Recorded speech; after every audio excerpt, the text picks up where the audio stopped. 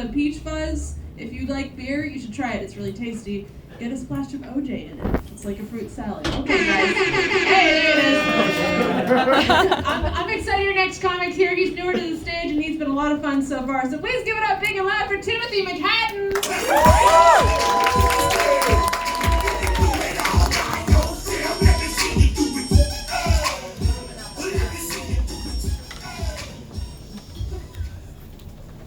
So I went to Oktoberfest a couple of years ago. It was when they had the grandkids from The Sound of Music, and they came to the Oktoberfest up at Mount Angel, and they played a lot of the songs from the movies. I've never seen a single one of them, but hey, the person I was with was into it. It was cool. But I got really high, and when I'm high, I'm very suggestible. So at one point, they stopped the music and goes, "What do you guys want?" And I didn't know you weren't supposed to answer.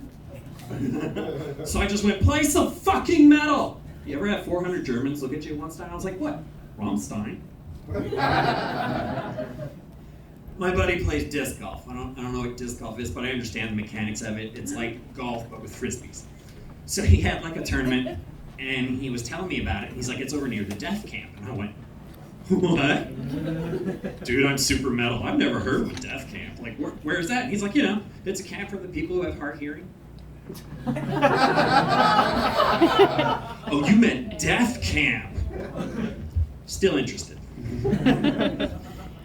I really enjoy one artist because he has one super metal song, and none of his other songs are really that metal, but whenever it plays over the radio, my friends stop and stare at me. Have you guys heard that one song, "Living Off a Bear"? It's Bon Jovi, all right? It's "Living Off a Prayer," but for the longest time, I honestly thought it said "Living Off a Bear." I was like, that's so metal. But if you have to eat half a bear because the lyrics say we're halfway there, can we cut it up into fours? Because I want like 2 and 3, like ass and head. I'm not really good with that. A lot of bone. My girlfriend's oldest son noticed that his brother was yawning a lot, and he goes, "Dude, quit yawning." And I leaned over and went, "Yeah, it can kill you." My girlfriend said, "God damn it, Tim. Sorry. I poked the bear, it happens." So about a week later, I Googled it. I was like, "Can yawning kill you?" Well, guess what? It can. Your jaw can pop out and get into a lockjaw position, and you won't be able to swallow. And you'll still salivate like normal, but you'll drown in your own saliva. So when her son showed up the next week, I waited for him to yawn. And I leaned over and goes, "It can kill you." She's like, "No, it can't." And I was like, "Google." I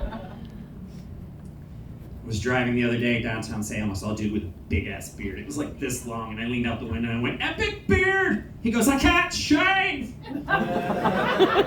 Still epic. When Pokemon Go came out, like, everyone was hyped for the launch for it, and I got super excited. It was going to be this huge thing, and I was so excited for it. But then it came out, and everyone's like, "We're going to hit the riverfront. We're going to hit the riverfront." I was like, "Me too." There was like 400 people walking the riverfront. It was fucking awesome. Until that moment when I saw, and I'm not sugarcoating it or saying it incorrectly, I'm just saying it because that's what happened. There was a bunch of skinheads in front of me, and I mean, decked out, full, just, "No, you shouldn't be in public," kind of.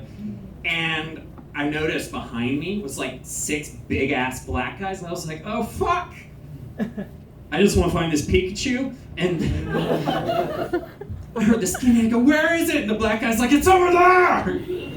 It's the only time in my life I've ever seen Pokemon unite the world.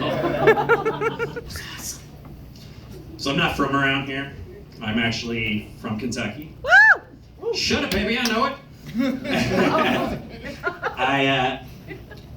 I hadn't been home for a while, and when I visited on the television screen, my dad was watching the news. And one of the bourbon plants had an explosion. Oh yeah.